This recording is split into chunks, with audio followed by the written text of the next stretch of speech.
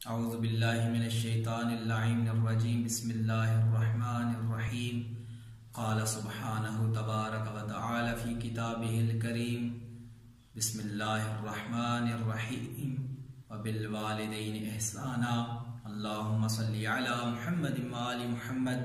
واجب الاحترام ناظرین کرام، السلام علیکم۔ معزز سامعین، میں نے آپ کے سامنے اللہ کے لاریب کلام میں سے ایک آیت پڑھنے کا شرف حاصل کیا کہ جس میں خدا کی ذات ارشاد فرما رہی ہے کہ اپنے والدین کے ساتھ احسان کیا کرو، اپنے والدین کے ساتھ اچھے طریقے سے پیش آیا کرو، اپنے والدین کی ہر ضرورت کا خیال رکھا کرو۔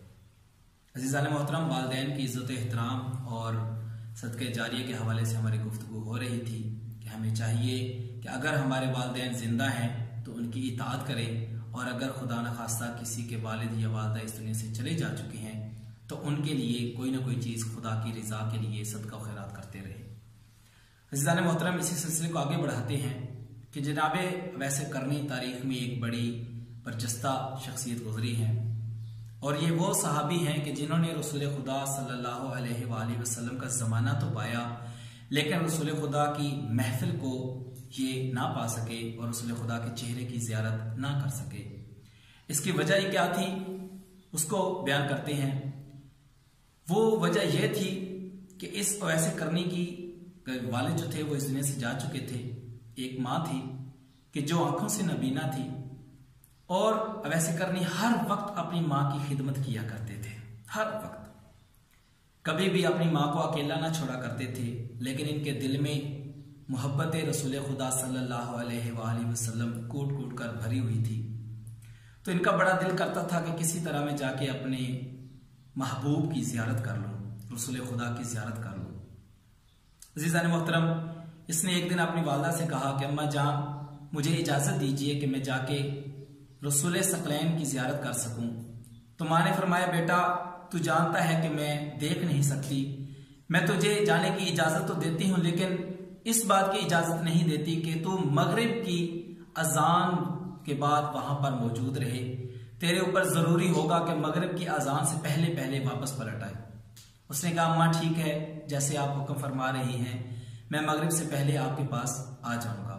عزیزان محترم، یہ چلا سفر کرتا کرتا کٹھن رستہ تھا، بڑی مشکل دشواری کے ساتھ مدینے پہنچا۔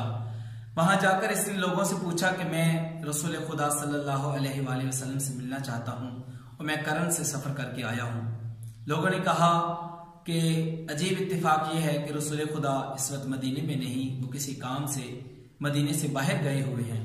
اس نے پوچھا، اچھا یہ بتاؤ کہ وہ کب تک واپس آ جائیں گے؟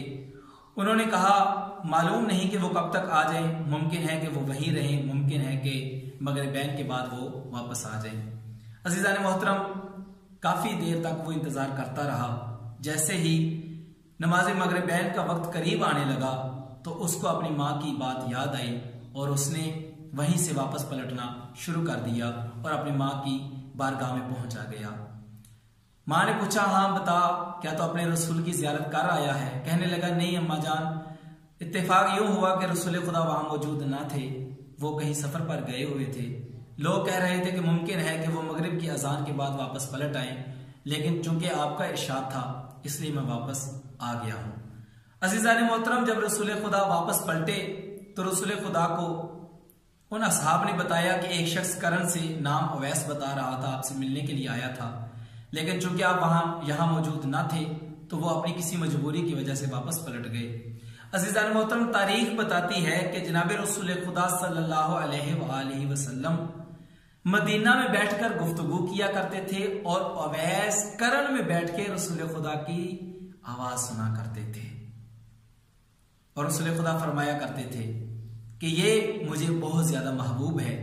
اور عزیزان محترم، یہ وہ صحابی ہے کہ جنگ صفین میں جو لوگ راہ خدا میں جہاد کرتے ہوئے امام علیہ السلام کی اقتداء میں شہید ہو گئے تھے، ان میں پہلا نمبر جناب اویس کرنی کا تھا، اور یہ سارے کا سارا اجر صرف اور صرف اپنی ماں کی اطاعت کی وجہ سے تھا۔